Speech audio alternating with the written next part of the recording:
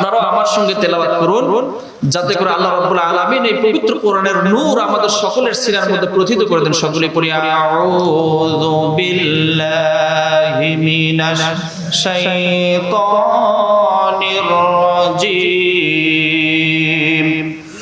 বিসমিল্লাহির রাহমানির রাহিম। ইয়া আইয়ুহাল্লাযীনা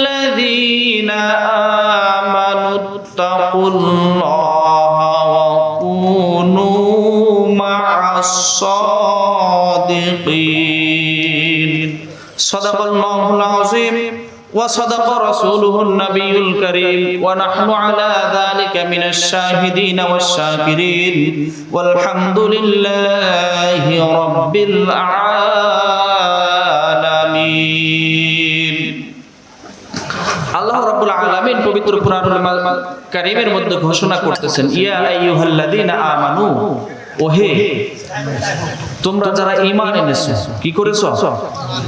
মুমিন বান্দাদেরকে ডাক দিয়ে আল্লাহ রাব্বুল আলামিন বলতেছেন, ইত্তাকুল্লাহ, তোমরা আমি আল্লাহকে ভয় করো। সকলে বলি সুবহানাল্লাহ। ওয়া কুনু মা'আস সাদিকিন, এবং সত্যবাদীদের অনুসারী হয়ে যাও। সকলে বলি সুবহানাল্লাহ। আল্লাহ অর্ডার করলেন কয়টা? দুইটা। আমরা আসি, আমরা একটু সংক্ষেপে ব্যাখ্যা শুনবো তাকওয়া কি এবং সাদিকিন কারা।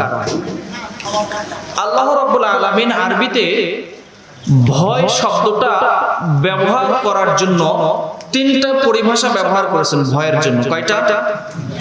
এক নাম্বার হচ্ছে খৌফ। এক নাম্বার পরিভাষা কি? খৌফ। আরেকটা আল্লাহ রাব্বুল আলামিন বলছেন খাশিয়া। কি বলতেছেন? খাশিয়া। আরেকটা ভয়কে বলা হয় তাকওয়া। ভয়ের জন্য আল্লাহ কয়টা শব্দ ব্যবহার করেছেন? প্রথম শব্দ কি?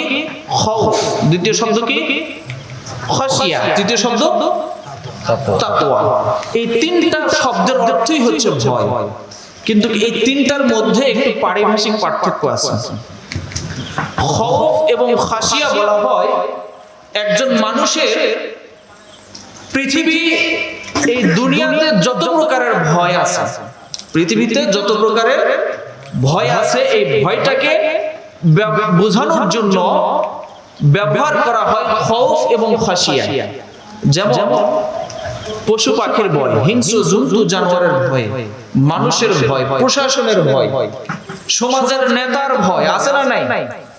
এই ভয়গুলোকে আরবিতে বলা হয় খৌফ এবং খাশিয়া। কেবলমাত্র শুধুমাত্র বান্দা আল্লাহকে যে ভয় করে, এই ভয়কে বলা হয় তাকওয়া। এই ভয়কে কি বলা হয়? তাকওয়া। বান্দা যদি এই পৃথিবীর সবকিছুর তুলনায় আল্লাহ রাব্বুল আলামিনকে বেশি ভয় করেন, এই ভয়টার নাম হচ্ছে তাকওয়া। এই তাকওয়ার কথায় আল্লাহ রাব্বুল আলামিন বললেন যে, হে ঈমানদারেরা, তোমরা কি করো? তাকওয়া অর্জন করো, আল্লাহকে ভয় করো।